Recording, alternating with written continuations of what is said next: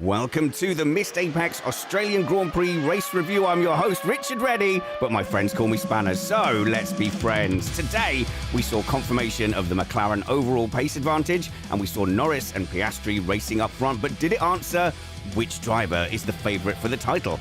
I think it's a fascinating debate. The other meaty story is the disaster class at Ferrari, and of course, we'll have to discuss my wonderfully wrong Williams predictions. I just hope Jono isn't here to cash in on being right. We also saw a great day out for Stroll and Mercedes and a less great day out for the F1 babies.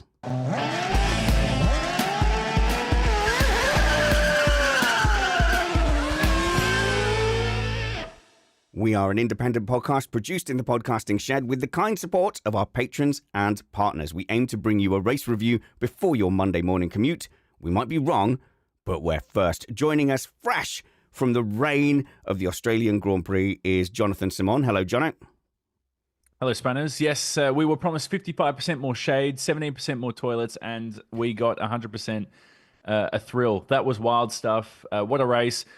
One of the best things I've ever been to. One of the best days of my life. Wow. It was so wild. And hopefully never again, because that was almost too wild. Well, I'm glad you had a good time there because we obviously set the alarms for 3:30. I woke the lad up, and so we're all bleary-eyed, pouring a coffee, getting ready, thinking, is this really worth it? And then straight away we have Hadjar binning it on the formation lap, then Doohan going off as well. And we go, oh, my goodness, we could have woken up an hour later. Yeah, exactly. Well, that was my problem is all, my friends and my posse I went with wanted to show up for the supercars race like 4 or 5 hours before F1.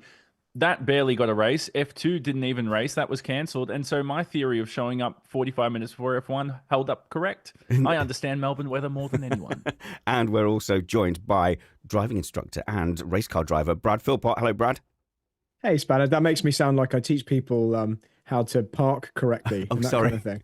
Yeah, driving examiner, Brad Philpott. No, driver coach. Sorry, race driver coach. I think that's your biggest skill right now that you've aged out a little bit. Yeah. Now I'm getting increasingly grey with what's left. Yeah, I got up early as well, although not early enough. I actually was watching the race on about an hour and 10 minutes delay because I missed my alarm for the first time ever for an Australian Grand Prix. I thought you were slightly less argumentative in the WhatsApp than normal. Yeah, I had to just stay off of any social media or any of our chats so that I didn't catch anything. And as always, when I turned the screen on, obviously it was on the Formula One channel and something was happening. I believe I turned on in the middle of Alonso's yellow flag period. Oh, wow. But I managed to look away from the screen and say la, la, la, la, la, long enough to get to the recording. Because that could be worse. I think that you don't have particularly strong feelings about Alonso's success on any given day. But if that had been Hamilton or Verstappen, that could have been a real spoiler. I'm just really, really skilled now at averting my eyes and getting to the recording screen. But yeah, I'm looking forward to talking about this one because I think we're going to have some differing opinions. So there's lots of general Australian Grand Prix race chat, but I want to go to the two meatiest subjects. So we're definitely going to get, I think, to the Mercedes and Williams, who had great days. Lots to say about that. Never been more pleased to be wrong about a particular prediction than my prediction that Williams would be cemented to the bottom of the table in 9th for the rest of the season. But the meaty stories was the battles up front with McLaren and also what was going on with Ferrari. So let's get one thing straight. The McLaren looks not only to be the fastest car, but the most drivable car as well. I suppose you saw that trackside, Jono. Well, a lot of the other cars were squirming around a bit. The McLaren just looks like they've come out of the box ready to go. Look planted, and what we saw from testing is it looks like it's their year. This is their year to lose. Now, I know it's Melbourne, and we kind of said this might not be the best track to gain the pecking order, for the rest of the season. And then somebody else on Friday had said, I can't remember which reporter, that McLaren are actually better in the high-speed corners. And when you look at Melbourne, kind of a lot of medium-speed corners, kind of there, but also a slow street circuit. So if McLaren even have more potential to unlock at China next weekend, I don't think we've even seen the best from them. So let's hope for F1's sake that this isn't the best, but at the moment they're looking pretty good. And even Max Verstappen couldn't keep up with them, at least at the start. Yeah, the one thing we're really missing here is dry weather running and seeing how on full tanks, how they all sort of hold up on race pace and tyre wear. But we did see a little bit of intermediate tyre wear. So this current Pirelli intermediate, once things start drying up, it doesn't seem to actually last that well. So we did kind of get a glimpse into how the drivers and cars were doing with tyre wear. I think it happened at Silverstone as well, twice. You saw in driving conditions, it was a race between the crossover period, i.e. time to go to slicks, and will the intermediate tyres hang on? And so I think in Silverstone, it dried up a little bit quicker, whereas here it was really overcast and it didn't seem to be clearing. Once the rain settled, it was there. But we did, Brad, see a bit of a battle between Piastri and Lando Norris, and we saw Piastri like give it a real go. Now, sensitive to the Australian fans, my opinion was that was a bit of a fool's errand, and that charge at Norris wasn't really on. Yeah, I think I'm in agreement. I think Norris was just being careful in that stage, because very, very shortly afterwards, Norris pulled the trigger and managed to get a significant gap over Piastri. I know Piastri ran a little bit wide into that gravelly bit that lots of people were kissing through the rest of the weekend. But even so, he continued to drop back after that. So it was almost like Piastri was using up some of his tyre and Norris was quite happy to chill. Obviously, as everyone knows, it's hard to overtake when you've got a single dry line and it's damp offline. It's really treacherous. And Piastri charging up to the back of Norris, having been told or being told just afterwards, you're not allowed to overtake him, was kind of wasted tyre wear. Obviously, sorry, the reason you're having to put up with Jono here is we are normally joined, of course, by Matt Trumpets from America. It is currently like the middle of the night for Matt. So although he's in our Discord chat, I've spared his voice, but he'll come in midweek with the stuff we missed, with some news stories and things that have emerged post-race. So you have to put up with Jono for now. That's unfortunate. Very, very unfortunate. But I can give you the track insight. Now, what I found funny about that, Brad, was they told the McLarens to hold position at one stage during the race. They said, hey, Oscar, this is your best chance to overtake now. You're on intermediates and there's half a dry line, half a wet line. Actually, can you just hold off on overtaking until you're on dry tires and there's one line and you can't overtake towards... What were McLaren thinking? You know, that to me is, of all blatant bad team order calls, that's almost as bad as Hungary last year. That ranks second. I don't actually buy that team orders, and I'll tell you, I think it was a lie, like a strategic lie. Yeah, teams don't, if they're in 1-2 position, especially in the first race of the season, they don't want their drivers having any kind of battle. They didn't want Piastri to be having an attack at Norris. They just have this pretend over the radio, oh yeah, we're just telling you this right now because this is a bit of a dangerous part of the race, but you can go for him later. Like Spanner says, yeah, that's can you believe their it? own strategy. Can you believe that it's happened just as you've come up to the back of him? We'd love you to be able to go and attack Oscar and risk a 1-2 in the season opener. Believe me, that's what we'd love to do. However, it just so happens right now, no, I didn't buy that at all. They were buying themselves some time. Mercedes with Rosberg and Hamilton used to try doing the tyre excuse. So we'd come off the back of the Silverstone tyre gate thing where the Pirellis were blowing up on the curbs. So they'd use that a lot, and they'd say, guys, you've really got to stay off the curbs. You've got to make sure that you like slow down nearly to a halt, like half pace. Let's just get this home. There's some massive problem. Or you can always say overheating. That's why we have to hold position. So they did it just long enough to give themselves some time to think. And I think once they gave that free to race, really they had made sure that Norris had got that message. And once they were free to race, well, lo and behold, it wasn't Piastri charging up to the back of Norris to attack. It was Norris just stretching his legs and pulling away. Here's the worrying thing for me from a Piastri fan point of view is, why did Piastri think that was the time to push and that was the time to attack? I feel like Piastri thought he was in a race where he was faster and he could catch up to Norris and go and attack him, not really realizing that Norris was sitting there really managing tyres, really saving things. And when he needed the performance, it was there and it was good to go. And in fact, I think it got to the point where the safety car in the end saved Piastri. So I was watching the lap times. He was watching that lap, the timing tower go out, for those of you who had access to a timing tower today for this race. And you go, actually, Piastri could drop off a cliff here and fall back, or worst case scenario, have to pit for inters again. And then that was when the Alonso crash really saved Piastri.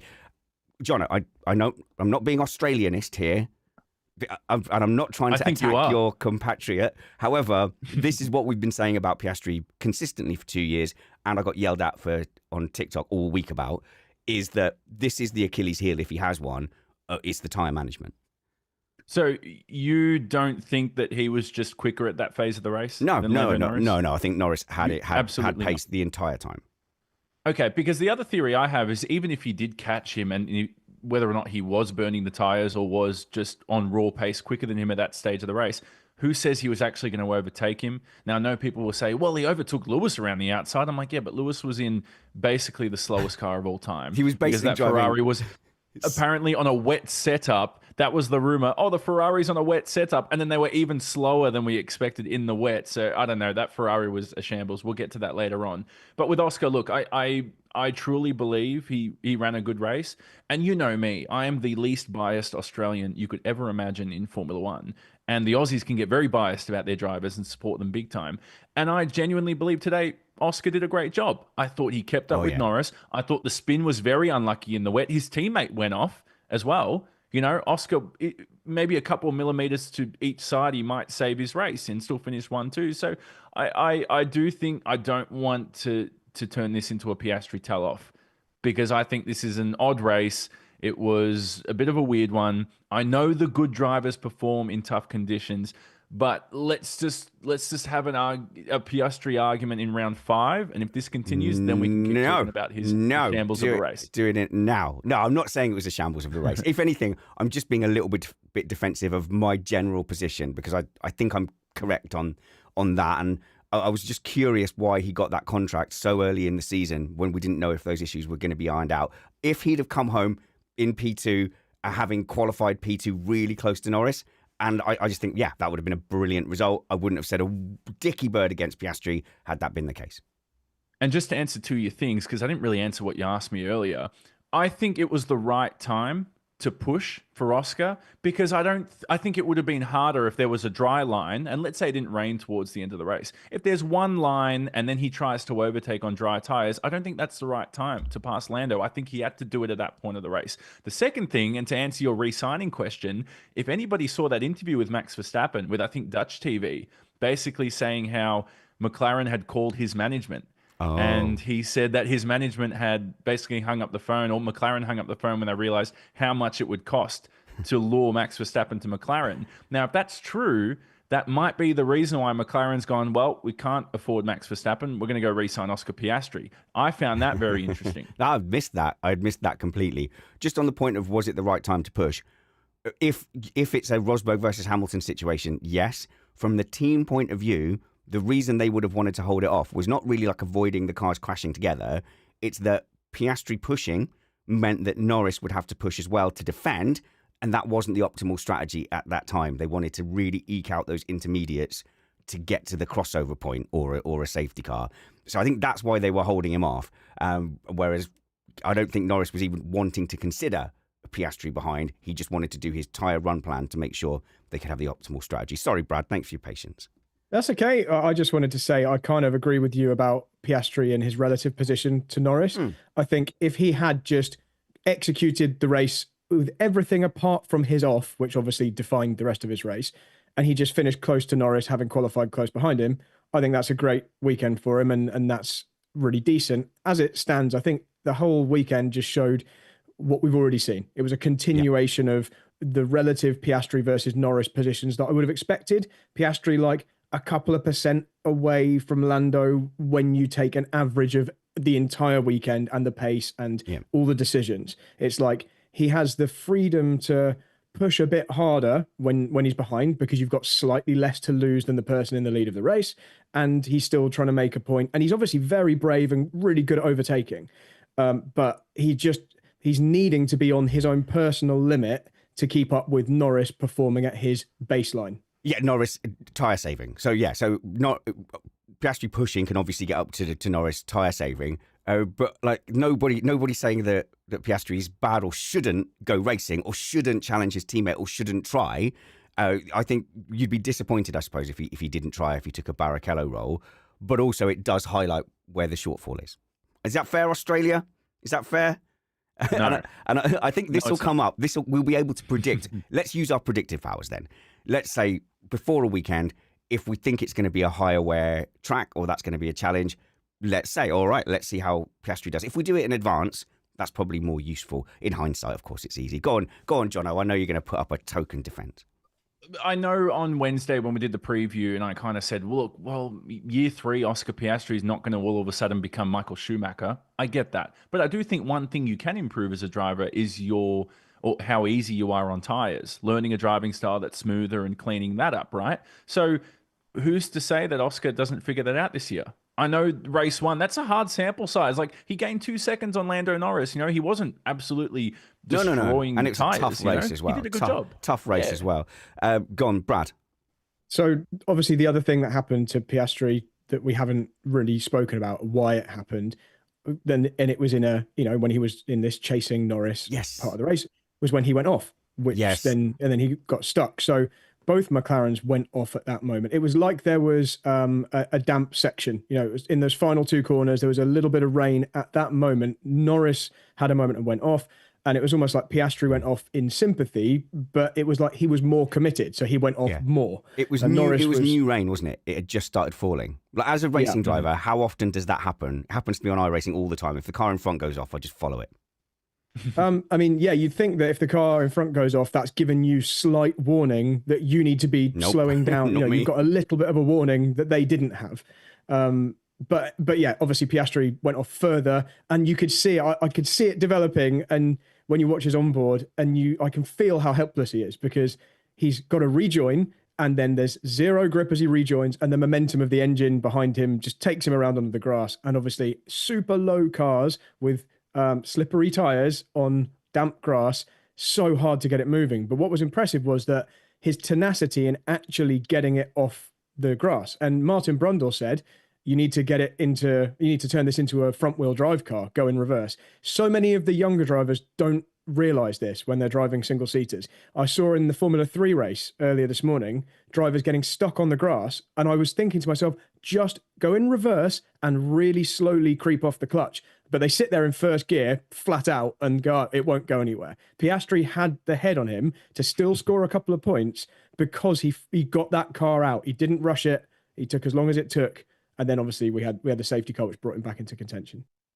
Thank you, Brad, for saying that. How lucky are we to have Brad Philpott, apparently a driving instructor, teaches people how to learn at 16 years old, on this podcast, because I've been saying that all weekend too. I saw somebody in the supercars race, I think it was Cooper Murray, reversed into a gravel trap. Now, always try to reverse first, right? Now, if it doesn't work, then you try and accelerate and beat yourself and be like, oh, look, I'm done. So I love that. I won't add too much to that, but thank you for mentioning that. And for the rest of everyone's lives, try reversing out of when you're beached more than driving out forwards. Now, another thing I was going to mention, when the McLarens went off, there was a race like 20 years ago in Malaysia. I can't remember which one, like 2003 or something. The 2 Ferraris, it was Michael Schumacher and Barrichello, carbon copy situation. Rain just fell out of nowhere. Both of them off the racetrack. The camera panned and you were like, whoa, what just happened? Like, they're off the track, and it's the first 2 cars that cop it. Everyone else sees that and slows down. So if you're Max Verstappen, you're going, thank goodness I was third in line, because I think he managed to keep it on the road from memory, if I'm not mistaken. Now, the other thing I'll say, and this is my local knowledge coming into play, it's my home track, grew up in Melbourne. Right next to Albert Park is Port Phillip Bay, massive bay. Now, the winds were coming from the south. What is it? Nobody eats soggy wheat bix. What is the west? The west. That's it. Southwest. So they were coming in from the southwest. And the reason teams couldn't predict the showers is when you looked at the weather radar, it looked clear. And then all of a sudden, the clouds would, now I'm no meteorologist, but I think this is how it works. The clouds would just pick up this rain from the bay. And the first thing on the land is the Albert Park racetrack. And it just dumped it straight on the racetrack. So teams were like, there's no rain. Oh, wait a second, there's massive rain. And so it became so unpredictable at that point. Okay. We've never had a rainy Albert Park race, not since 2010. So that was amazing to see. I'm glad you got it specific to the race there. For a second, I thought you were just going to do the water cycle. Rain evaporates and then the clouds pick up the rain. Yeah, that's a really good explanation as to why it was jumping around a lot and why some teams, got caught out. So I think for the McLaren guys, it was a no-brainer to go, well, let's just get ourselves in the pits now and get on those intermediate tyres. Because that's obvious, right? No team would not go on the intermediates. I think we're almost done with McLaren. But it's not like a noticeable skill level between the 2 drivers. You can't just go, well, Norris just did better at crashing. He crashed better. Because they both had an off, didn't they? But are you a little bit in the mercy of the gods when it comes to holding it on those occasions? I just think today obviously was asking Brad, not you. I just think there's some luck involved, and there's also some. It depends how hard you happen to be pushing at that point and how committed you are. Because if you find yourself, if you commit to braking and turning in at a point where you're assuming a certain amount of grip, and the grip that you're faced with at that very moment when you arrive turns out to be much lower, you just have to hope. Hang on, wait, hope, see what happens, and try and control it as best you can.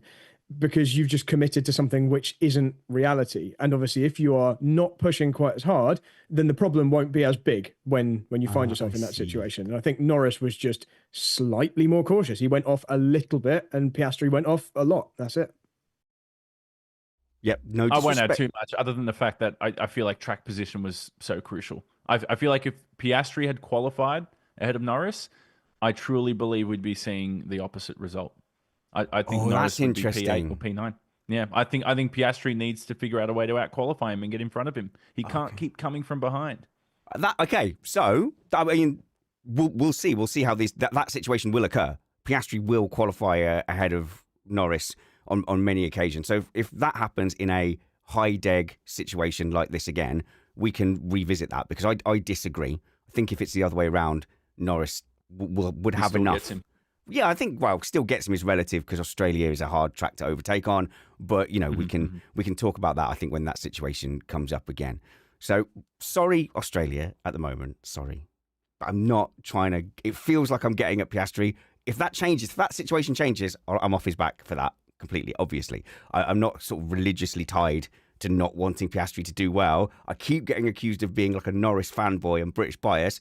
I am not, and have not at any point been a Norris fan, particularly. You're only forgiven, Spanners, if you say good stuff about Jack Doohan's race. So I'll wait and hear what you say about that. Oh God. Okay.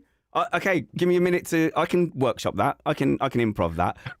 Charles in the Patreon live chat says, remember this Oscar rescuing 2 points if it becomes closer in the title later on. And he's right. It could be key.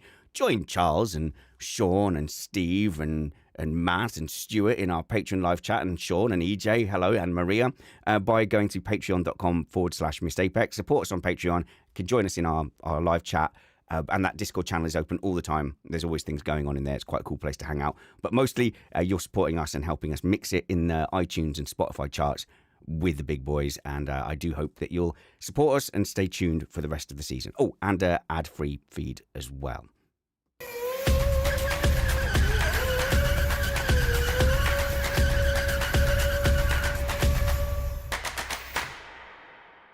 Now, the end boss for Norris was in fact Verstappen in the end.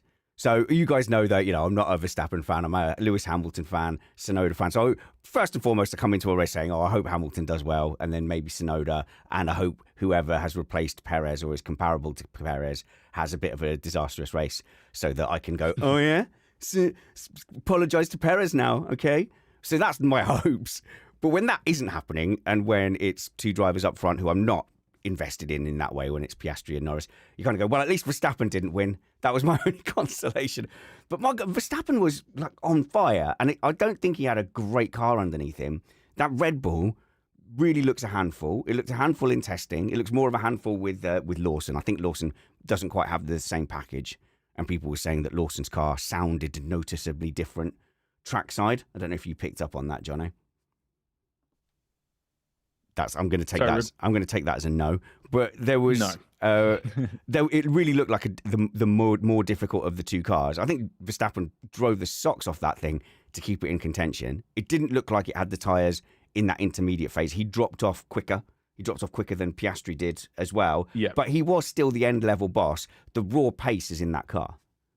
And he dropped off. Now, there were two stages he dropped off. One was when he went off at turn, I keep forgetting what it is now. It used to be turn 13. It's probably turn 12 now, I believe. Jono, just have to point out, he actually didn't go off. It looked like he kind of did, but he just went went deep and went on the curb, but he stayed fully off the gravel. So, and that is just an example of him keeping it together when others might not have done in the same situation. And I wouldn't normally praise Max for a small mistake, but minimizing how bad the mistake is part of his skill. No, very good point. He kicked up what, like 4 gravel stones at most. Like it was barely, hit the gravel. So that was one key. Maybe you could argue his tires dropped off then, and that's why he was under pressure and pushing a little bit too hard, and that's why he then kind of made that mistake, which cost him second position. The other time he dropped off, I truly believe this, is when he was under braking for that corner at turn 11, I think it's called now. He locked up the front left, and it looked like a massive lockup, right? Like that flat spot would have cost him a lot of time. As soon as that happened, not only now mentally, Brad, do you not keep up with the car in front? It's not in front of you, so you now don't have that reference point anymore. Because basically, he's chasing down Norris. He's got the draft, all this other kind of business. Now you're dealing with a flat spot for God knows how long it was. It was about 20 laps. So I think that also played a part in Max Verstappen dropping off. I also think, Brad, the car wasn't quick enough and he was pushing too hard for his liking. I think the main thing is that the Red Bull chewed up its inters a bit quicker. Flat spot, I wouldn't be too worried about, because the way a wet or an intermediate tire works, they don't tend to flat spot like a slick would. They're made of such a different kind of rubber. If you picture a slick when a slick gets hot, it's like chewing gum. So when you lock up, it's like taking sandpaper to the tire immediately. A wet or an intermediate tire is much more like a road tire type of rubber, where you imagine it doesn't matter how hot you get your road tires, it never forms a film of chewing gum style squishy rubber on top. It's just not that kind of rubber. It might go soft and like jelly and move around, but it never turns into like an emulsion on the surface, which is what a slick does, and which is why it's so grippy. So you don't tend to get quite as much of an issue with a flat spot. However, especially when it's still quite damp. When he locked up, it wasn't like he was locking up at 200 miles an hour on a dry bit of track. So it's less friction. Quite slow, and it was on a slippery thing. Yeah. I think the big thing here is that the tyres were just generally going off for Red Bull. And this might be a glimpse into what happens in a full dry race when we see the relative performances of a McLaren and a Red Bull, or the Verstappen Red Bull at least, over a stint. It looks like the McLarens could keep the tyres alive for longer. We saw it even in qualifying, how they had better pace in the final sector because they could keep the tyres alive. It's all indicative of the same thing here, I think. The Red Bull in Verstappen's hands can be really fast until the tyres go away from it. So that is interesting. So one thing I noticed last year, especially the times when they were quite equal with the McLaren, the Red Bull could go from being a quick quali car to a quick race car, depending on what setup they chose. So I think some of that is in their hands, because you saw in Austria, I can't remember which way round, but either for the sprint they were fast in quali and had race pace, and then they reversed it for the it was the opposite way round. Yeah. So they got to the race, suddenly they found time in qualifying, and you go, oh, well, they fixed something, but then they chewed up the tyres a little bit. So I wouldn't put too much hope in that. If you're hoping Verstappen's going to have that all season, I think that's something they can dial in and out. But if they're forced to go chasing one lap pace because there's a general pace deficit, they might have to sacrifice some race pace. Just talking about Verstappen himself, we already know this about Max, but this was just another example of how that driver is making the difference there. And it's not really a fair comparison to Lawson, who was having a horrendous weekend in general. Whether or not the cars were the same, I think the bigger difference there is the driver. They're always the same. They're always exactly the same car, and there's never any leeway to be made ever, is what I've learned as a Perez fan. I think Max showed us today that he will, even with a car which we think isn't, well, in testing, we didn't think it was in the top 2 of the cars, at least. Right. He is going to grind out results and maximize what that car can do. It's annoying, isn't it? I don't think he could have done any better today. No, I don't think so either. Yes, the live chat is pointing out, Sean says, didn't the safety car really help Verstappen? Yes. And Scott pointing out, yeah, he did drop off a stone. It was dropping off a cliff, and he knew it, and they were all desperately hanging on in there, waiting for something to happen, and it did. So at the end, we saw they were basically on fresh inters, weren't they, at the end? And you say, well, now that issue's gone away, he's fast again. But even when he was fast, even when he had the DRS, it just felt like McLaren and and Norris and the team there had that in his pocket. And I think it was quite telling. The race engineer came on and was just doing a bit of life coaching with Norris, going, the car's quick, it's going to be okay. Basically, they were saying, don't panic. I have to say, I thought that was the least helpful bit of radio. I think that was worse than Leclerc's engineer saying, oh, the water must be water then that's in your seat, or whatever that was. I think coming onto the radio at a pressure situation when Norris is just trying to, what you're trying to do as a driver in that point is not think about anything. You don't want conscious thought. You don't want anything to interrupt your flow and to make you do something different to what you would have done naturally. You want to be just living on your senses, and having an engineer come over the radio and say, don't screw up.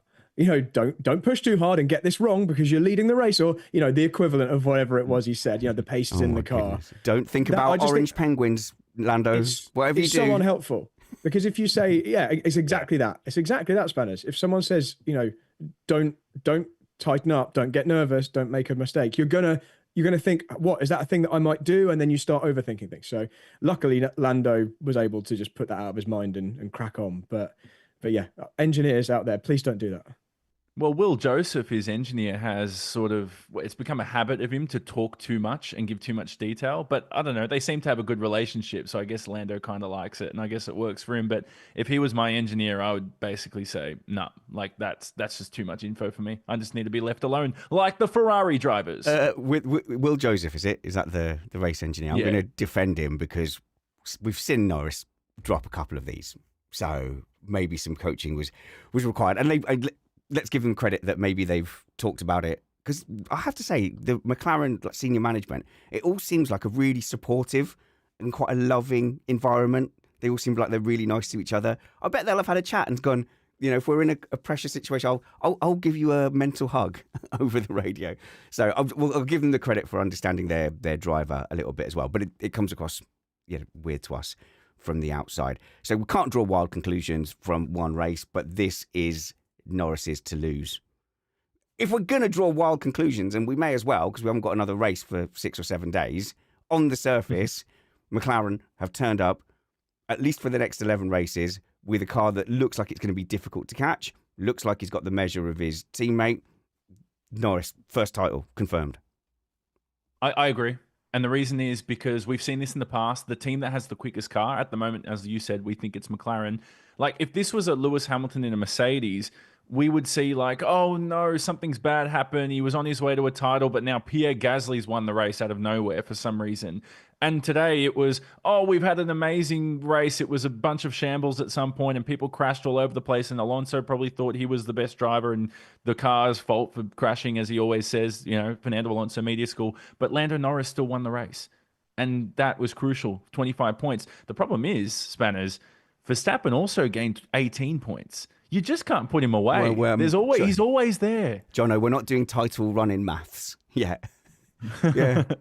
Oh, they're about 145 points from sealing it? No, just joking. The only driver that's mathematically out of the champion is probably Doohan, just because of the short amount of races he's got left compared to everybody else. That was unfortunate. Do we want to talk about the rookie errors on the first? I think anything to delay talking about Ferrari for a minute. I think let's do that then. Let's do a bit of a rookie roll call. So firstly, the Hadjar one was absolutely heartbreaking. He's clearly torn apart, and he'd gathered himself by the time we saw the post-race interviews, and he used the term, "It's embarrassing," because he's brought his family there. He's really excited about the first race. All his mates are going to be watching him on TV. This is the absolute pinnacle of a young driver's career, first race in Formula One, and you bin it on the formation lap. And he used those words, "It's embarrassing." And nightmare stuff, Brad. But my opinion, yours is much more important, is that is a could have happened to anyone kind of thing. Yeah. So I was racking my brains for times where something like that's happened to me, because I have such empathy for him and for the other drivers that didn't get far into the race in those conditions. I've had something where I haven't even made it into a race weekend because I've had an accident leaving the pits in practice. There were extenuating circumstances. Maybe we'll go into this on a Patreon stream another time. But the fact is, you've traveled to another country. You've got people there over to watch. You've got people who have supported you and have made the thing happen. And then because of your actions, even if we can argue in a moment, it could have happened to anyone, you were still the one behind the wheel, and the bad thing happened, and it wouldn't have happened if you'd made different decisions. And I feel how gutted he was. And this obviously heightens so much more when it's your first Formula One race. And so in the specifics of what happened to Hadjar, he's leaving turn one, turning left, and this was on the formation lap, wasn't it? Was it turn one of the formation lap? No. Out of nowhere, his rear wheels have spun up, and obviously you're a passenger from that moment. And it's very similar to what it looked like happened to Sainz and I guess to Doohan as well, and then later on to Lawson.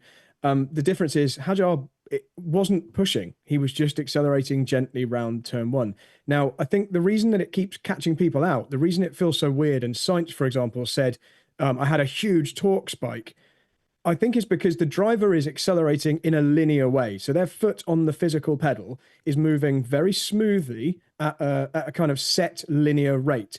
But the delivery of the power jumps, the delivery, especially because you've got turbocharged and electrified powertrain here, a very small movement of the pedal can, in certain engine maps, cause the rear wheels to spin very easily, really? Especially when the tires are cold and there's painted areas. I think the painted areas are key here. And obviously, once the tires begin spinning, then the torque does ramp up because the revs increase suddenly. Even if it's a couple of hundred revs, they increase suddenly. And before you know it, it's out of control and the wheels have spun and you can't do anything. And I agree with you. It's the kind of thing that can happen to anyone. And it's why I watch races like this through my fingers, thinking a tiny, tiny error in terms of how quickly your right foot applies the throttle, and the rear wheels are going to spin and you're going to be in the barriers. Unless someone's driven, even on something like iRacing, a simulator, one of the cars like a Formula One car here, you won't quite realize how easy it is to break traction just by accelerating. It's not the kind of thing people ever experience on the road unless it's icy. I don't know. It sounds sus with the Sainz one. I'm going to Chinny reckon. I'm going to say Chinny reckon. I reckon they're in the briefing room with Carlos Sainz going, okay, Carlos, are these torque spikes in the room with us right now? Can you see? This is a safe place, Carlos. No. On a race weekend where so many people had those moments, it is really hard to point blames and say that one driver's done something particularly wrong. Go on, Jono. You guys realize what Isaac Hadjar has unlocked here is that if you have a very, very embarrassing accident that borderline would get blasted by 90% of F1 fans and media, just start crying. Start pouring your eyes out. Everyone will feel sorry for you, and you're like, "Oh, actually, you know what? I feel really bad for him. That was just a genuine mistake. It's all good." But when Liam Lawson spins at the same corner, it's absolutely disgusting, is it? Well, according to the Australian fans, probably. But don't cry on telly. This is what I say to my son. I don't know if this is good parenting or not, but I do say, just keep those feelings deep, deep down in a tight, angry ball, and don't. Your emotions aren't everyone else's problem, so just keep it to yourself. No, only joking. Let your emotions out, but you did cry on telly on your first F1 race after not making a corner, and you go, that's not an ideal weekend. That's going to take some coming back from. I do feel bad for him. Your son's probably going to cry at like 4 p.m. today because you woke him up at 3 a.m. to watch the race. I've ironed that out of him. You won't see his emotions ever. He won't. He'll close his door in his room, and you'll know what. Yeah, you'll hear it. So that's anyway. That's Hadjar sort of more or less done there, isn't it? I done. You think like career done? Oh no! As a topic, unless Brad's got. Oh, more as on a that. topic. Okay, I was going to say that. I think Brad's got a little more. Were you supposed to say Doohan or Hadjar? I was with Jono there. I thought you were saying Hadjar's career was done after that. I thought actually he had one of the most impressive of the rookie weekends up until that point. It's probably why that was so disappointing for him. Yeah, and seems actually really nice, and he was cheering on Sonoda when he got his P5 in Q3 as well. Yeah, I like that. He's a really good lad. I like him. Should we do a clickbait title before we go to Ferrari? Because they're getting out of hand lately. Do we do one of those before we move on? Yeah, but we've still got some rookies to do here as well. So if you think you're getting away from the Antipodean rookies, you've got another thing coming. So we've got the term full season rookie now, because you lot have been like difficult and going, technically it's not a rookie because according to the FIA driver schedule, if you've done more than they're in their first season, they're a rookie. But now because of you lot, we've got to specify full season rookie to avoid emails, and they're doing that every single time on Sky because of you. Right. So of the full season rookies, Lawson has the spin as well, which we've covered. Actually, it's a bit of a nightmare weekend for Lawson overall. That nothing went right. There was no pace. There was several errors. Is there any sort of shining light? Is there anything positive? Yes, I have it. And P15 in the race was the highest he finished in any session during the weekend. pointing that out. Is that a consolation? Why is that a consolation? Oh, it was bad. So, but you know what? It was the same car, Spanners. They've got carbon exactly copy the same car, Brad. Exactly the same. I'm not serious about the Checo comparison. I know I tweeted 1 like equals 1 apology to Checo, but I understand there's time to come. Brad? I think the only consolation is that it was a weekend where he was the only driver to have never driven the track before, which counts for something. But not a rookie, apparently. Yeah, I mean, he was a rookie at Melbourne, at least. I think this was a bit of an outlier for him. I think we need to just see him at a different track with a weekend that isn't completely going terribly from the outset. Just let him get on with it. But you can't deny it was a really bad weekend from Lawson. So I think for him, he acknowledges that, needs to put that aside mentally. And he knows that the car is, assuming it's the same car, which I think it is, the car is good enough to be fighting somewhere right up at the front. So he just needs to really work hard, look at Max's data and dig deep and get on with it. So from what you said, they might have had a slightly different upgrade. So the nose mainly, yeah, the front wing and the nose. But I don't think there was enough of a difference to put him, on merit down at the very back of the field. No. So for those keeping score, though, like me, Tsunoda is 1-0 up against Lawson in qualifying and race so far this season, and 1-0 up in qualifying and the race against Isaac Hadjar as well. So we don't think Bortoletto, we don't think that was his fault. I think the rear suspension went. I think that isn't what happened. Oh, okay. So we obviously saw the rear suspension break, but we saw that rear suspension break after the spin had happened. And I'm pretty certain, having watched that replay over and over, the spin was a standard on throttle, wet weather, damp spin. And then the force of the car being in a forward gear whilst traveling backwards at an angle caused the suspension to break because it's not designed to work in that direction under heavy load.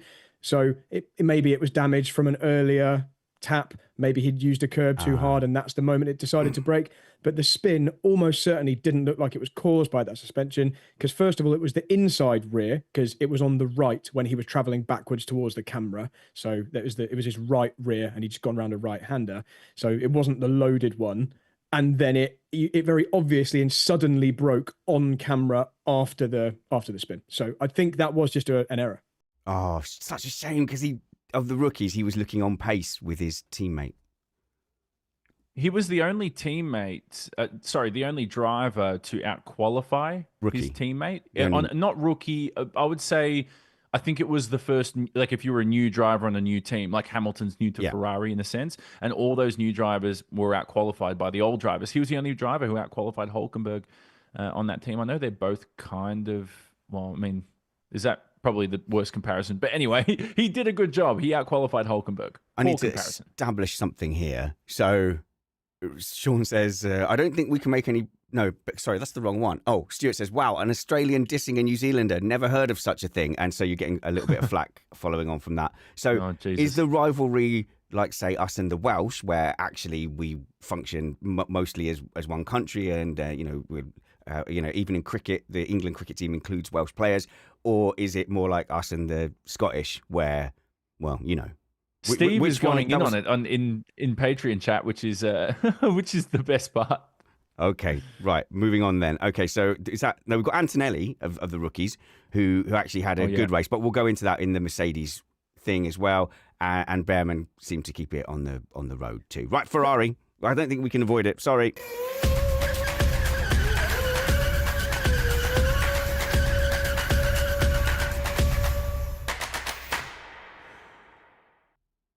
Hamilton looked really happy, didn't he, when he arrived?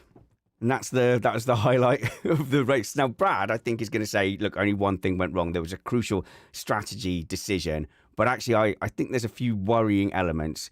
And you could hear it in Hamilton's voice. He wasn't doing that new relationship thing where you go, oh, no, don't be silly, darling. I don't mind at all that you had 8 Prosecco's and started yelling at your friend. Come to bed. Don't worry about it. We'll sleep. It'll all be fine in the morning. There was none of that. He was straight away going, what are you doing? Shut up. Just, dude, shut up. Dude, shut up. I thought he was pretty reserved and very polite on the radio. I quite liked Hamilton's. So Hamilton's entire race today, in fact, his entire weekend, I thought was quietly working away, making progress, and not making any glaring errors. He kept it on the road. He wasn't, wildly far off of Leclerc. It was, a couple of tenths. It began the weekend 6 tenths, got down to 4, then 2 by qualifying. And I think on race pace, he was pretty much there. He just was stuck behind Albon the entire time. And then found himself in this position when the changeable conditions were happening and we had the safety car period, all this kind of mess was happening in the middle. He found himself leading briefly. But I just think he shouldn't have found himself leading. No. And I think Ferrari pretty obviously should have just copied Verstappen. They kind of got gifted this brilliant second place track position, 8 seconds off of Verstappen at that point when Verstappen came into the pits. If he just followed him in 8 seconds behind, they'd have been easily in the top 5 on the right tyres and looking at a really strong result for the first one. As it happened, Ferrari ignored the fact that the track was now soaking wet and their driver was on hard, cold tyres, and that the track takes ages to dry out, and they kept him out in this weird hope that the track will just instantaneously get 15 seconds quicker in a couple of laps. It was bizarre. So even from the sofa, it's so easy to say this, we can make the decisions watching without all the information, but this was an obvious howler. Okay, this thing of, you're just on your sofa, you're an armchair fan, you don't know any better than strategists. There have been a lot of times where we go, no, it's come on. It's every time. With Ferrari. With Ferrari in particular. Yeah. It's not just that we only highlight the times where we get it right. There's some things where it's clear that the teams are looking at too much information and they overcomplicate the decision. When you're just looking at a simple timing tower and the footage in front of you and the relative speeds of the cars that are a car that's already changed to inters and a car that's still out on slicks and how long it took to dry out in the first part of the race, that's pretty simple factors to take into account. And we can say, you need to pit now. And when even Verstappen has decided, it's too dangerous, I need to pit now, follow the guy in. Okay, so I followed this on in our live Discord chat during the race, and our patron supporters, they're pretty good at screaming in anguish when these sorts of decisions come out. Like, no, what are you doing? The only way that tactic could have worked is if it stopped raining immediately. So once more rain had come, you're right, Brad, it was never going to dry out. So there was never any case of hanging on. There had to be just not the liquid falling in the first place. And it became obvious almost immediately. And I was just begging, as soon as Verstappen pitted, I was going, please stop raining. Please stop raining. But by that point, it was already too late. They were doomed, and now it was survival just to get back to the Inters. And you go, in general, follow Verstappen in. It's a cheat code. It's like being able to see someone's exam paper. Verstappen and Red Bull get that kind of call right every single time. And Ferrari, with their history of strategy calls, look at Verstappen going in and go, nah, we got this. I'd be panicking if I made a different decision to Verstappen. They'd already got this brilliant gain. So Hamilton in particular, through Leclerc's spin and then other people having problems, they'd already found themselves in this great position where they're up in second and closer to the front than they would have otherwise been. But they then they didn't know when to quit. They didn't know, was it the gambler's fallacy, or maybe it's the opposite of that. They were having good things happen and they were like, okay, these will probably keep happening, so let's stay out. Now they even said to Lewis is on the radio saying, I think it's too wet now, we should have pitted. And they're saying, you're in the lead. It's like, yeah, great, but I'm 15 seconds off the pace, mate. It's actually called the hot hands fallacy. There you go. Where you think that streak's going to continue. Jono. I learnt one thing this race about Ferrari and their strategy calls and their weather readings is what class 1 rain is. Is that what they said? I was thinking class 1 action, but that's like lawsuits. Yep. Class 1 rain is basically, I was getting ready for an umbrella. I had my poncho on, and it's basically like, when you're up close with someone and they accidentally spit on you, like mid-conversation, that's basically class 1 rain. It's like being spat on by somebody else. So that's as bad as class 1 rain is. But then they said class 3 rain towards the end of the race, and it was pretty heavy. So I now got a gauge in the future for what each means. Now, if anybody wants to remember this, Class 1 rain, if the track is already dry, is basically nothing. Like, you don't need to pit. I think you can pretty much stay out there on dry tires. The problem today is when the Class 1 rain came, was that it had been raining for about 12 hours at that point. So there was no drying of the racetrack at any point, and every time a racing line appeared, it just completely disappeared. But anyway, back to what you were talking about with Ferrari strategy calls. Isn't this like a fun... Now I know we support Lewis Hamilton here. In our personal lives, away from the podcast, of course, from our unbiased decisions, and sometimes fanatically on the podcast. Yeah. So I kind of find this weird, but it's kind of fun to be a Ferrari Lewis Hamilton fan and being frustrated about terrible strategy, because I've been on the other side of it for about my whole life, and I've been bagging Ferrari fans, and I'm like, this is fun to get made fun of every race. This is going to be a great season. Do you remember the Murray Walker quote when I think it was Prost and Senna crashing together at the first corner at Suzuka, and he went, "And it's happened immediately." That's what it felt like with Ferrari strategy today. Oh my God, you're absolutely right. Yeah, yes. And it's that thing, that meme of that crying baby with the Ferrari hat on that then got to go and see Kimi Räikkönen. I just can't stop thinking about that now. That is all of us Lewis Hamilton fans. Now, I know you're saying that you thought that was kind of the only bad thing about the weekend. But I think there's something else went wrong, technically. And Leclerc was complaining in testing, yeah, there's something wrong. I don't want to comment too soon because, we might just fix it. Then they get to Friday practice. Actually, they seemed decent. Everyone else on the grid thinks Ferrari's fast. Get to qualifying, and then they just go off a cliff. And the big flip-flop I had yesterday was, do I believe the reports that they had just gone on to a race strategy of rain, and therefore that's why they were slow? Or is it because of the other thing, which is they were worried that they'd messed up on the plank wear, therefore they had to raise the ride height, and that ruins your aerodynamic platform? I think it's safe to say it was the latter, and that is quite worrying that after all that testing and everything, they turn up at Australia and they're the only team who's having to worry about their plank wear and drops off a cliff like that. Whatever they did today, they were slow anyway. They could have picked up that super lucky bonus podium that was on the table, but that form wasn't there. The pace wasn't there. They were running, generally, Leclerc, about 2 seconds a lap slower than the tyre-saving McLarens. Now, that's a long way off. They were behind Mercedes. They were struggling to overtake a Williams as well. So at one point. At one point for about a third of the race.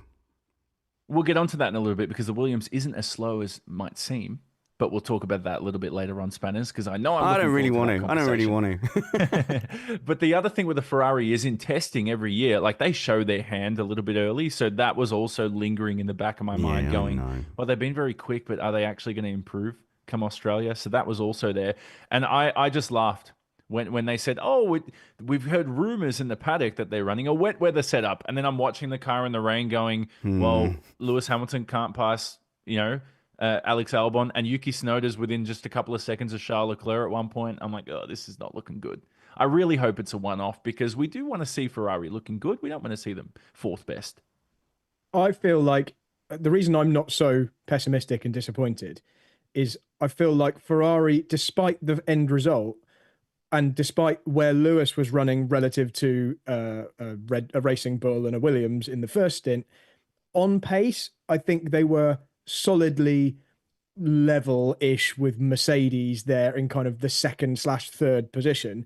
McLaren obviously out front and showing a clean pair of heels to everyone, but it felt like Ferrari were actually in the hunt. It's just things had gone wrong to show this weekend that in these conditions on this track, they just weren't there. But there was nothing horrendous. I really think, Lewis was being held up by the fastest Williams. He would have been quicker than Tsunoda. It was a track positioning thing on a damp track on the first lap. He didn't want to, he was a little bit cautious. Yeah. And we've seen this from Lewis in recent years, but it's understandable. First lap in a new team on a street track with wet conditions.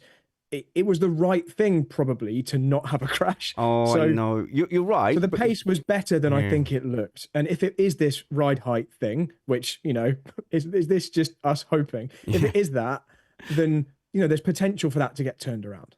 Yeah, I can't trust my judgment on this one. I can't, because every single other season I've looked at Ferrari pre-season and gone, yeah, but that's not going to survive to the racetrack. And I couldn't do that this year. I really let myself believe. And then when it came to, was it rain setup versus this ride height error, I was just believing the last thing I read. So you're right. If there is a core speed there, that is better than it just being just slow. But it's definitely like a lost opportunity. And this part of the season, it all counts for points. And I'd be feeling better if Leclerc hadn't said, well, we've got China next and we're not really good there either. You go, oh wow. Throw in the towel. I give up, Jono. I'm out. Can I then spin the topic into, because this is depressing me a little bit, can I spin it into a positive end on how Lewis Hamilton, every single session, seemed to get closer and closer to Charles Leclerc? Now, that's obvious because he started so far back and looked horrible in FP1. But then even in qualifying, I was like, well, 2.5 tenths slower, first race with the new team. We've had the least amount of testing in F1 history, not so bad. And then in the race, held up by Williams and Tsunoda at the start, lost a lot of time. And then even regardless of what happened, I know the safety car mixed positions up and all this kind of business, but before all that drama happened, if you take away the time he lost in the traffic, if this was a trafficless race and they drove on rails, pace wasn't that bad compared to Charles Leclerc either. So no, they were running I'm about kind the of same. Positive. Yeah, in the clean air, they were running about the same. But let's be realistic here. You're projecting some future assumption that, he'll move on from here. At the moment, I think Leclerc's got him covered in qualifying pace. For sure. Right, in qualifying pace, in race pace, and wheel to wheel, because there were wheel to wheel twice today where Hamilton could have been a bit ruder, could have held his line. Hamilton jumped out of the way. And he jumped out of the way for Albon as well. And you go, 10 years ago, Hamilton wouldn't have done that. I thought when him and Leclerc both overtook Gasly towards the end, that was a 50-50 situation where Lewis could have quite easily not gone for that move, but he did go round the outside and kind of follow Leclerc through. It wasn't a definite slam dunk overtake on Gasly. It was a tricky one, and he still went for it. I was encouraged by Lewis's race. I just thought he was building, and there wasn't a race win on the line here. He's fighting for like 5th to 8th was realistically where he was going to finish, and so there wasn't that much. It's easier as a driver to mentally, subconsciously unlock that extra level of risk taking and therefore a little bit of speed when there's something that matters on the line. When it doesn't matter and kind of all you can do is really lose out and look stupid and have a DNF, it's more, especially when it's damp and tricky like it was today. I think it's understandable.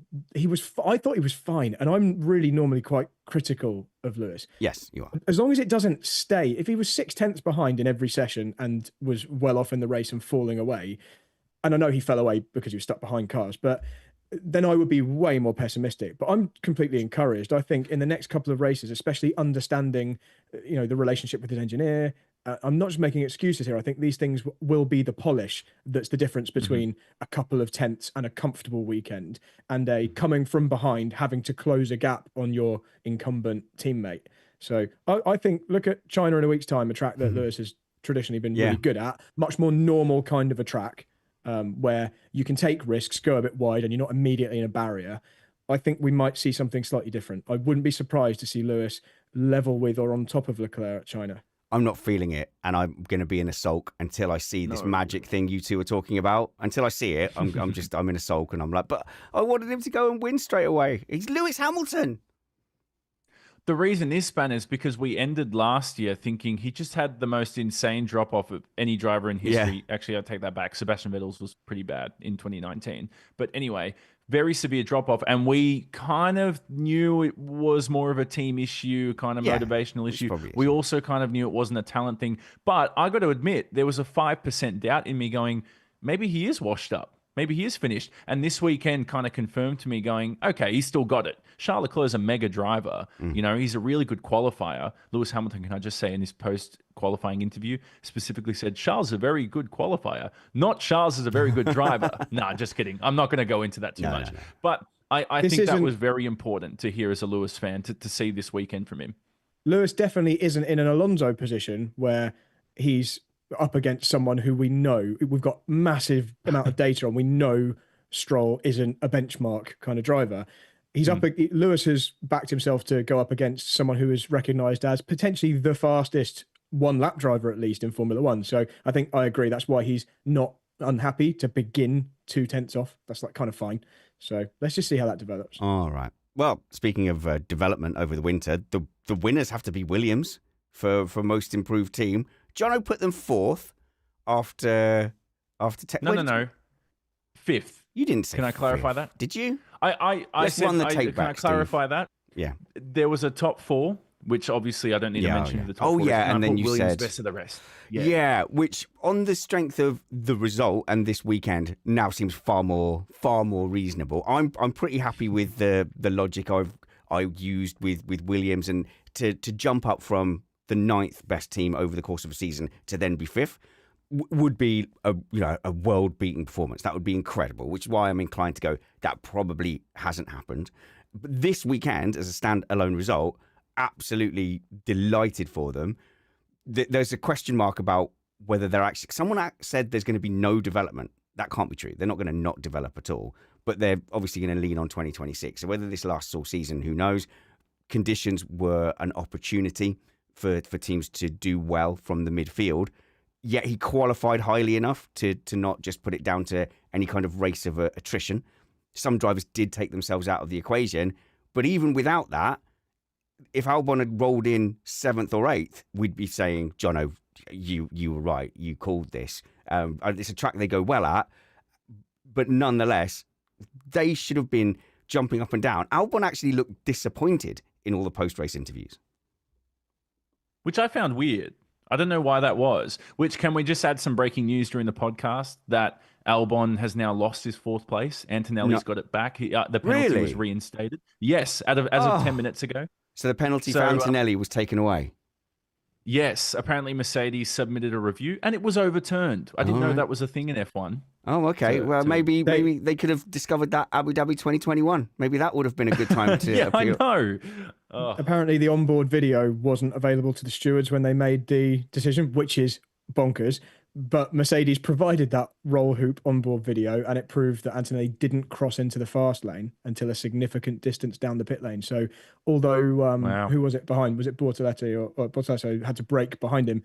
He actually didn't need to. He did slow down, but there was enough space that he wouldn't have had to. So yeah, there we go. Can I point out, Spanners, that all onboards were available in Abu Dhabi 2021 and we still didn't get a decision overturned? But anyway, all good. Sorry, it was Hulkenberg. So, why didn't they use Multiviewer and F1 TV Premium? That's what I want to know. So back to the Williams thing. At one point, I feel really embarrassed about this. I was talking with you guys before qualifying, going, can we put some question marks around Alex Albon? Is he any the good? Because Sainz had him all practice and he was just out quick, outpacing him in practice. Then it got to Q3 and Albon set that mammoth lap, and I was like, all right.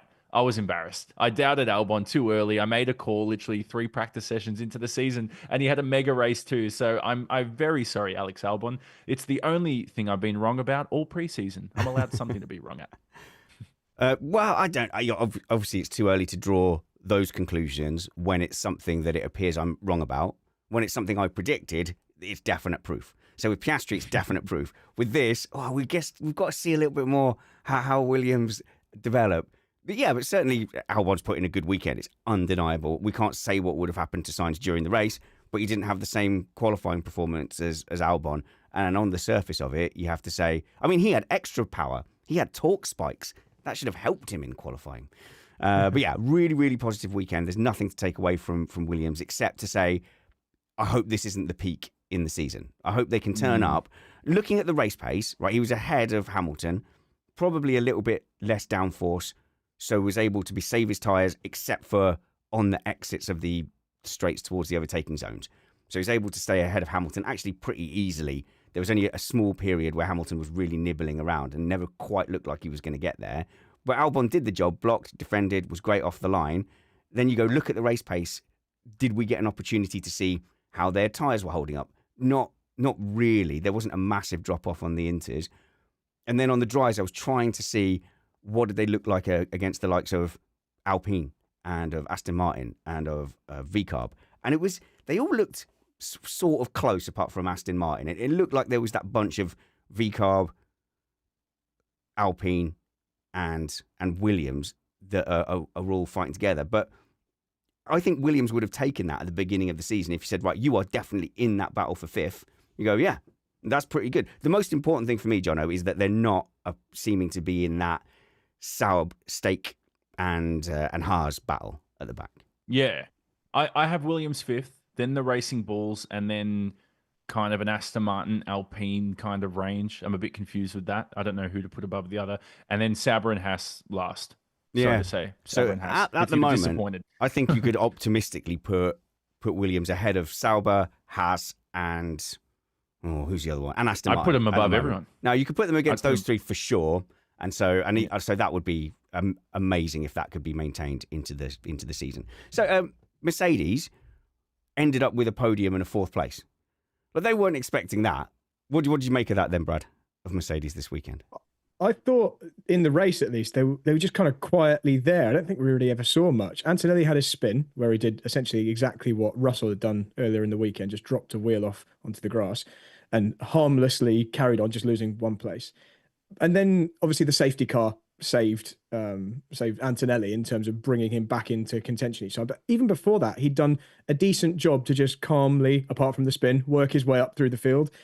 So I think Mercedes will be really happy with this weekend, apart from the fact that clearly they're missing some outright raw pace to the Verstappen Red Bull and in particular the McLarens. But Mercedes maximised, really, I think, what they could have done. I think, in fact, they'll be over the moon with a 3rd and a 4th, to be honest. I just never saw Russell in the entire race. That's what worries me, though, Brad. I was worried by how happy they were with that 3rd and 4th place. So they really felt like, we're punching above what we thought. So I think their expectations in the early season are relatively low. Mercedes fans would have been hoping, and the George Russell fan will have been hoping that they're going to be pushing for a title, challenging right up front. I can't see that being the case race to race. There was a Ferrari-shaped hole in front of them, where if Ferrari get their act together, they should be there. But they were clearly off McLaren, and they were clearly off Red Bull as well. Yeah, I think we're missing some key information. Despite having seen an entire race weekend, we're missing this really clear picture of tyre life over a race stint on the different compounds in the dry. And that's going to be key, because it doesn't matter that in these particular weird, cold, wet conditions, Mercedes could get this result. Most of the season won't be like that. So what matters much more is in a normal race where you do have to go an entire stint in the dry on a set of tyres, how long can they make them last? And we've had a glimpse today of some stories from the season, and so we've had some information, but some of the key points are completely unanswered. The Ferrari thing being one, where are they really? And obviously where Mercedes line up really in the pecking order. But I think today, at least, all you can say is today they made the most of what they had. Paddy in our Patreon live chat says they were the epitome of eating dry toast today. Wow, that's unfair. Russell had a really steady race, didn't do anything silly at all, and picked up the pieces. Antonelli, to me, looked to have a youthful exuberance. And I think watching throughout the weekend as well, seemed a little bit more active on the wheel, seemed like he was just throwing himself at it. That ended up in a spin that he got away with, but then he's throwing it down the inside of people. He's taking overtakes as they come. And you go, well, that could go either way. I think it's quite exciting how on pace Antonelli is straight away, and how willing he is to go wheel to wheel. I don't think he's going to be one of these drivers where we go, it's a bit of a De Vries situation or a Sargent situation. Yeah. Jono, then Brad. Let's soak this in as well, because we've seen these drivers come into the sport, the young ones, and they have that exuberance, as you mentioned, and they race wheel to wheel like it's go-karting, and it's so fun to watch. And then we've seen so many legends of our sport, Hamilton, Schumacher's, Vettel. I don't want to say they lose it, but they become smarter and more rational as they get older. And then we lose that kind of wheel-to-wheel battles. Like today, I was watching Hamilton in some wheel-to-wheel battles, especially the one with Piastri at the end of the race. What a move that was by Oscar on the final lap. But like the Lewis Hamilton of 2008, like would he have allowed that to happen? That's kind of the things I don't want. Like I want Antonelli to keep being like this, but the guy's so young. Hopefully he's the same when he's 33 years old, if he's still in the sport by then, because we never know if he's actually any good at the moment because Russell's got him. Sorry, that was harsh. I thought Antonelli came across as unflustered this weekend. Like everything bounced off him. Yeah, bad qualifying. Didn't seem to affect his mood. He was just optimistic and just got on with it in the race as well. The Hamilton move, just to touch upon that, or the Piastri move on Hamilton right at the end of the race. I watched that back a few times, and as it played out, I'm not sure Lewis could have done much more. However, I think he defended too early, and I think he did that thing where you assume the inside is the high ground, but in that situation, the inside was slightly damp, and the racing line that he basically gifted to Piastri allowed you to carry more speed around that slightly wider line. So it was kind of like, short of pushing Piastri right off the track, there wasn't, and obviously risking a big crash, there wasn't a lot more he could do. I think they were both quite hard on each other. He even squeezed Piastri right up against the wall on the entry to the corner with like millimeters to spare. So I thought they both did really well there. But yeah, Antonelli, I think, is going to do brilliantly. I think he's going to come on the moment he clicks and has the pace of Russell in qualifying. He's going to be he's going to be a handful for George. Okay, well, we'd agree that if he's on pace with Russell in qualifying, he's a good qualifier, right? I think that's a good benchmark. Wow. Yeah. Why? No. You're not impressed It's going to with be George. everything, right? You're not impressed with George Russell, are you?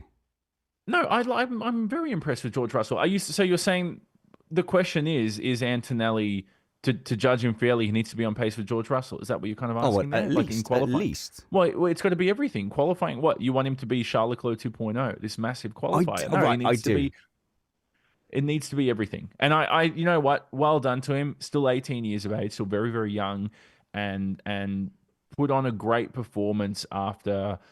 Yeah, and I mean no disrespect to Liam Lawson or anybody else in the top car that didn't qualify well. When I say that, it was just Liam Lawson. Can I just clarify? Okay. But God. Antonelli came through the field and finished fourth. Now, yes, that came down to a little bit of luck at the end of the day, but he still managed to do it.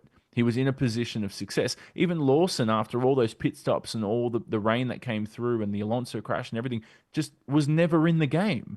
Antonelli, at one point, you're saying, wait a second now, he's fighting for points. Oh, he's not too far off Lewis Hamilton here. He's climbing up the field. And I know he had the third quickest car, that Mercedes. Nobody argued with me on that. They are way quicker than the Ferrari. No question about it. Today, yeah. They're third quickest behind McLaren and Red Bull. So that also helped a little bit. Also helped Piastri go around the outside of Hamilton, who's basically looks like he's driving a 2016 Manor. That Ferrari is so, like, it's really slow. Like, that is so bad. For what we expected out of that Ferrari, that is a horrible outcome for them, for pace. But I think for Antonelli in the future, give him 5 races. Might be a Leclerc-Vettel situation in 2019 if he has the measure of him in 2 months. I think George Russell, we can put some question marks around the great man soon. Man, I just feel like we could ask Jono anything and it would come back to Lawson. Like, Jono, what did you think about the independence vote in Greenland? Well, what you got to realise is that Lawson, the spider reading turnip, blah, blah, blah, blah, blah. So let's see if that's a theme for the rest of the season. All right, so... I love the Kiwis. I think that we have covered the big ones here. Okay, here's a disappointing thing for me that I might actually save for the award. So I think that's good enough, actually, for us to go to the podium. For the Australian Grand Prix, the 2025 season opener that eventually delivered, kind of. Did it deliver? Was it a good race? It was entertaining and it was interesting, but not a lot actually happened except for those specific points. A splash of rain, getting everybody excited and having to make decisions. That's kind of good. Watching the skill of the drivers having to stay on the track. But as my lad pointed out, he said everyone who's gone off's gone off on their own. So it's like, okay, we're kind of watching them on an extended time trial in a way. But I said, look, the alternative to this red flag situation and drivers crashing off and some delays and things like that, the alternative would have been a normal Grand Prix in the dry where we would have just watched a one-stop as they go round and round the course following each other. So from an entertainment point of view, I was entertained. Brad, were you not entertained? Yes, but I also think, I kind of think this would have been nicer if it was just dry. I would have had more questions answered. And Yeah. I think it might have been more interesting because we lost quite a lot of the field due to these incidents. So there's fewer things happening because there are fewer cars on track. And also it was really hard to overtake because you end up with the racing line being the grippy line. And so it's hard to go off and pass people. And weren't we tricky enough as complaining at the end of last season that was there something like 10 races in a row with no safety car to interrupt and nothing to break up the races. That's because we had one of the most experienced fields of recent times. And now we've got 6 full season rookies. We saw that that can introduce an element of chaos. It can't just blame them. Obviously, Alonso had an off as well. Sainz had his issue. But to start with, it was the kids. It was the kids ruining everything. And you think, and I was about an hour in thinking, oh, because of these kids, you know, I've been up for half an hour it was before really seeing any racing. That's going to keep happening. So we're going to see more mistakes with the rookies. It's going to mean more opportunities, I think, especially when it rains. But yeah, it just does prove, Brad, kids ruin everything. It just felt like we were robbed a bit, even of the potential tyre wear, when do you pit situation because of a safety car. Yeah. The times when it could have been exciting despite it being tricky to overtake, I found it was blunted by the circumstance. But that's motorsport, that's racing. And this is just one race in a massive, massive calendar. And we've got another one coming in less than a week. So I'm happy about that. But and it's, yeah, I was entertained. It's a sprint race, isn't it? China as well? Oh. Yeah. And do we care about that now? You care about it more now, don't you? The sprint race is at 3 a.m. for UK people. Yeah. so no, I don't think I'm going to get up at 3 a.m. for a sprint race. I have a go-kart race day that day, and that's going to potentially affect my performance. Yeah, no way. Oh, well, I'll get up anyway. So yeah, let's get on to the awards. Let's start with a negative one so that we can end up on a positive. Oh no, you missed the apex. So, who missed the apex for you? Spanners. I'm going to go to me first. I'm going to take the first one. Also, if you want to follow me on social media, we're on TikTok. So just during the week now, I'm trying to make it daily of just when I see a news story, what I would normally tweet out. I just yell it at the camera, and people seem to really love going in the comments and telling me why I'm wrong. So you can join them by clicking the link, and it's tiktok.com/missed Apex F1. And we're on Twitter, Spanners Ready, and on Instagram as well. I'm getting better at posting those things, so it might be worth following and engaging and getting involved in those communities. I'm having much more fun on those things. And you can support us by going to patreon.com/missed Apex. My first Missed Apex award is going to Jack Doohan. I'm all in. I've already upset Australia. I may as well go all in. Jack Doohan, in his first lap, has, again, a kind of a harmless off that could happen to anyone, Brad, but, you know, it's all been leading up to this. Lewis Hamilton, with his calm, cautious head, did everything to make sure he finished the race. Anthony Hamilton, being interviewed before the race, said, good luck to all the rookies. I wish them all well.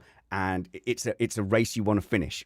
So I've got the feeling like he was going around to all the rookies going, come on, just finish. Just make sure you finish the race.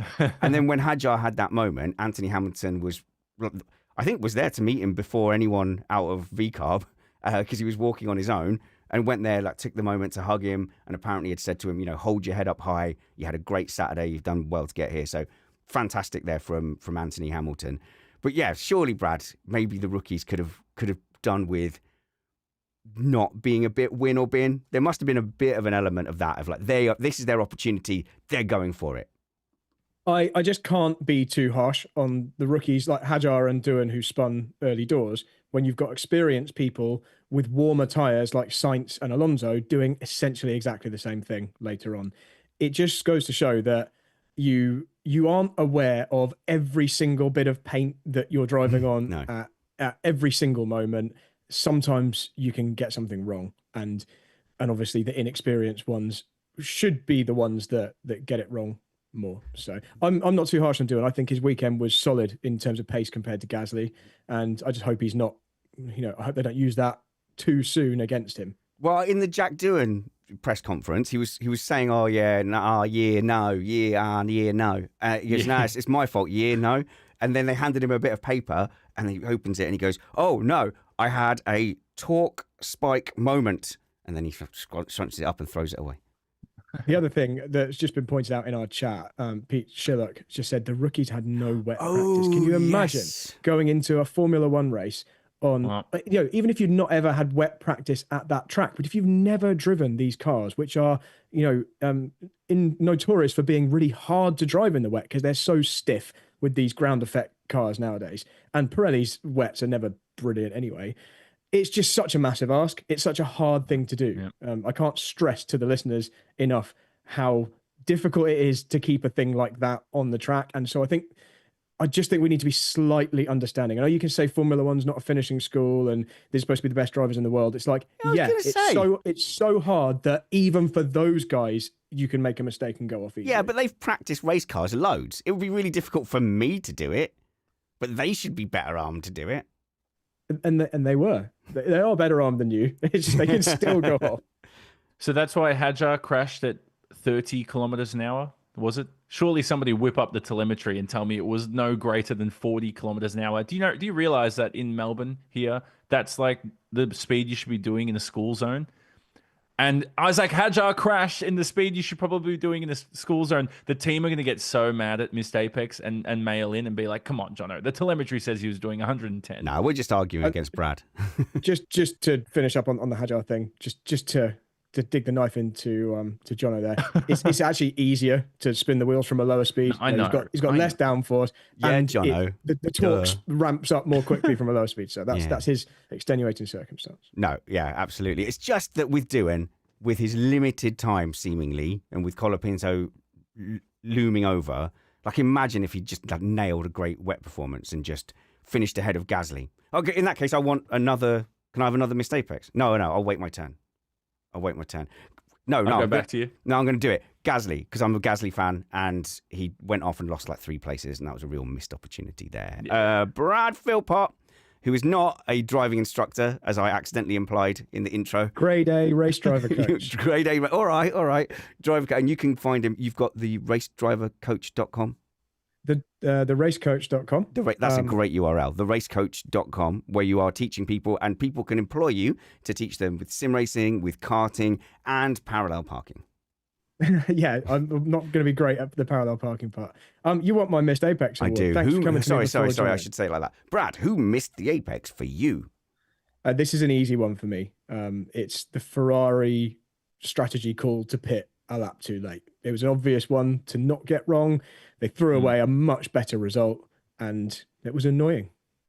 Jonathan Simon, you are a proper TV journalist guy. You go on TV.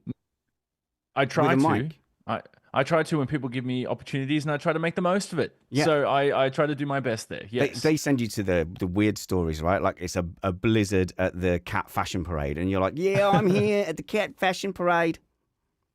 Yeah, right. There's a spider on my mic, but I just, play it along like there's nothing. And I go, yeah, nah. We were talking about this the other day, how us Aussies, and I'd never noticed it, how we always finish phrases like it's a question. We inflect high. You didn't notice that?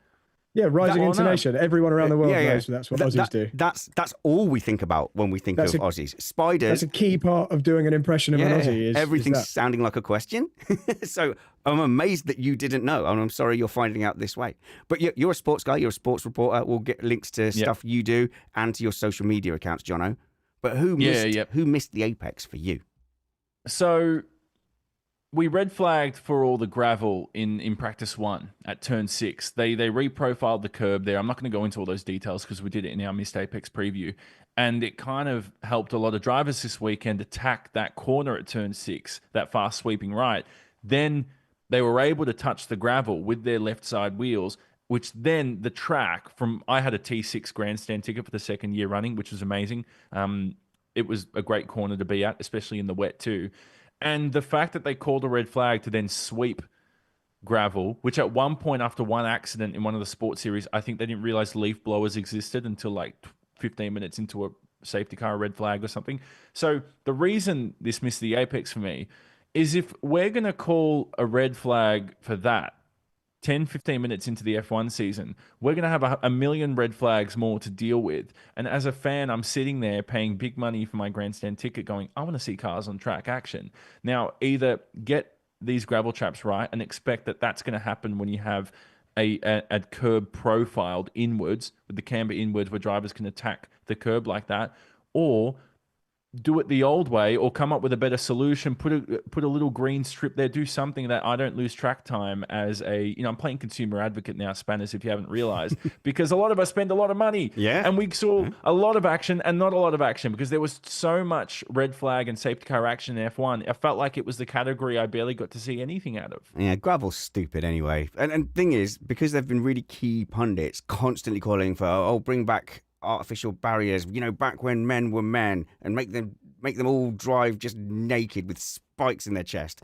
And you go, because of that, now they're bringing in all these natural deterrents, and like Austria's got the gravel trap, and I think we're lucky to get away with anything there. And this one I didn't like either. Yeah, throwing gravel on the track.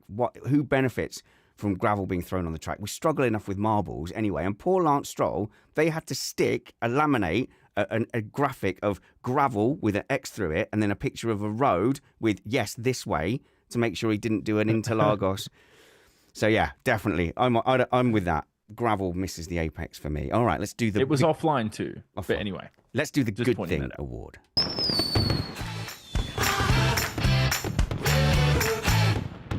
All right, Brad. So, what was your thing of the weekend? Oh, I should have probably thought about this more carefully. I'm going to go a bit left field. All right. Lance Stroll getting a really decent result in a car which we thought was nowhere. We've got to give credit where it's due. A lot of other people throwing the cars off the track and not finishing, deep into the top 10. And Lance ground out a really good result. What was it? Was it 6th in the end? Yeah. I think that's actually genuinely unexpected for Aston. No, but these are the conditions where Lance Stroll does pick up these kind of results. I think he even picked up a podium. It was a Canadian Grand Prix that was like this. And I've always kind of thought, okay, yeah, he's not the sort of driver to just throw it into the wall. And as long as nobody's particularly near him on track, he's not going to specifically have an accident. So these are the kind of races where he gets a result. It's not a coincidence that it's always these kind of races, is it? He's not the driver to throw it into the wall, Spanners. He's the type of driver to throw it into other drivers. Yeah, that's why I said there was no one near enough to him today, which it works out. No, but that's obviously a reasonable performance from Stroll. I'm not knocking it. Now, I know you haven't done your thing of the weekend, Spanners, but then let's just add Nico Hulkenberg to Brad's. I'm sorry, you have nothing to... Yeah. Tag him on. I agree. He deserves to be in this bracket. Where did he finish? Because Sauber, by far, now, I swear a lot of people, maybe not everyone, but a lot of people who looked deep into testing probably thought that Sauber car was never going to score a point this season, and they've done it race one. So well done to them. They've knocked it out of the park already. Yeah, nice. Sauber finishing ahead of both Ferraris and one of the McLarens. I think they would have definitely taken that. Jono, who hit the apex for you? I'm a bit nervous here because I have two, and I'm afraid you're not going to take the better one, Spanners. So I'm going to say the one that I think you're going to take. Do them both, it's fine. Okay, so the first one is I had, again, like I said, I was on the outside of turn 6, had the grandstand this year. It was amazing. I waited all weekend for a crash. Now, I'm a very educated motorsport fan. I've been following it my whole life. It's one of my favorite sports. So I don't just watch for the crashes. But if I'm going to pay a lot of money for a good seat, I want to see a nice little collision on the exit of turn 6. Fernando Alonso during the race, me and a couple of friends who were watching, we had seen a lot of cars come through. I think we saw Ocon at one point almost lose it. I think Lando Norris had a moment. I can't remember which drivers. So we said, wow, we're going to have to keep watching every single car that's going to come out of this corner. Lo and behold, 30 seconds later, Fernando Alonso, we watch it with our own human eyes. I don't think I'll ever wash my eyes out ever again. He spun out backwards into the wall. And if you've never heard an F1 crash before, and if you've never been to a race, it's a very interesting experience. When his rear wing hit the barrier, man, it sounded loud. It was a massive pop. And you kind of like, whoa, that actually kind of got me there. You kind of fell back a little bit. Then he got out of the car and he looked at me and he said, Jono, I couldn't have driven any better. The car was, that's it. I was driving the best I could have ever driven. Then he got on the bike and went straight to the pit lane for his interview. And what was your other one? My other one was going to be Anthony Hamilton, putting his arm around Isaac Hadjar. Cool. I had a feeling, Spanners, you're going to have that one, but that was such a great moment, Yeah, seems like a nice chap. So if I'm going to give one, I think low-hanging fruit is Lando Norris. So I think Lando Norris, for me, a driver of the day, just showing what he can do in a dominant car in very tricky conditions with that one little off the side. I think all of the top guys had a little moment. I don't think anyone got away with it completely. Verstappen had his lock-up, which lost a place. Obviously, Piastri had his off and his lawn mowing. And Norris had his little off as well, which he handled very well. But yeah, I think that job done. And I like that he wasn't really jumping up and down as if it was some, like he'd won the World Cup. It was like, no, ticked off the list, won the Australian Grand Prix. Good. That's one I don't have to worry about now. I hope you'll join us midweek as we catch up any of the news and stories that have come out of the race or things that we've missed. I'm glad that Brad caught that Antonelli had that penalty revoked as well. Follow the panel here by going to the show notes below. Hire Brad to teach you how to do race cars real good. Follow Jonathan Simon for his hot takes on social media and support Missed Apex at patreon.com/Missed Apex. Until we see you next, work hard, be kind, and have fun. This was Missed Apex.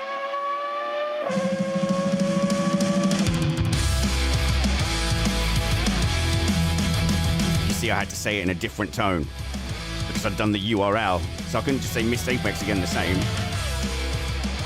A little bit of a presenter trick for you there.